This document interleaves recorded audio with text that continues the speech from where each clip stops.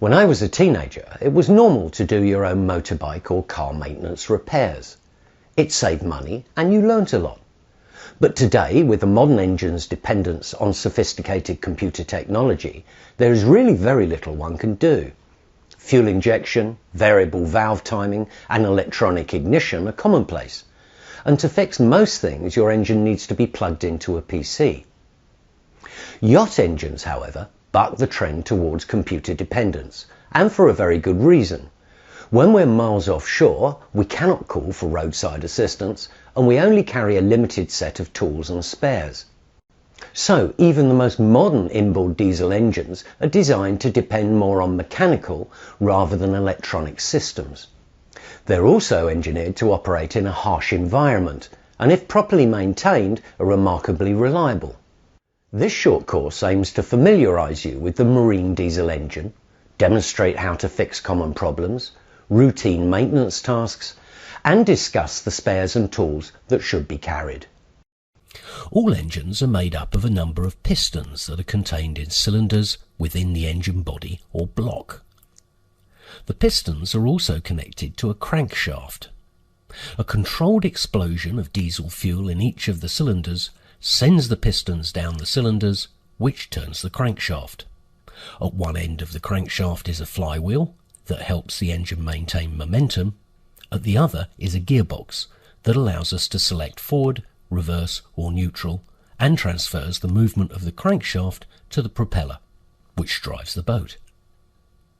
Let's take a look at just one cylinder to examine how this works. Diesel engines use a 4-stroke cycle, or to put it more simply, there are 4 parts to each of the piston's journeys from top to the bottom and back to the top again of its cylinder. Firstly, the piston starts to travel downwards, and a valve opens above the cylinder to enable air to be drawn in. Next, as the piston reaches the bottom of its travel, the valve closes and the piston starts to travel back upwards. As it does this, it compresses the air in the cylinder. As the air compresses, it becomes very hot, and as the piston nears the top of its travel, it superheats.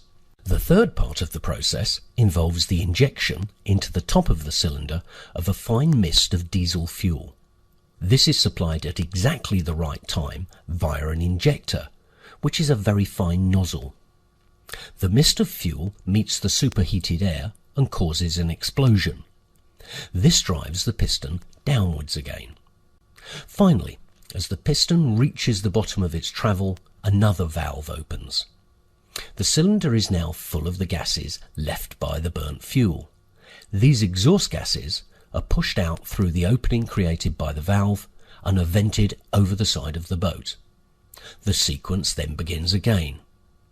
The entire 4-stroke cycle can be summarized as suck, air is drawn into the cylinder; squeeze, the air is compressed until it superheats; bang, a mist of diesel is injected into the superheated air, which explodes; and blow, the exhaust gases are pushed out of the cylinder.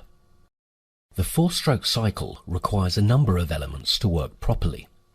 It needs a supply of clean air to be compressed in the cylinders, a squirt of diesel fuel into each cylinder at the correct time. The pistons must make a good seal with the cylinders to ensure the air can be compressed. The entire process makes the metal of the engine very hot. To avoid damage, the cooling system must work properly. The air supply is rarely a problem.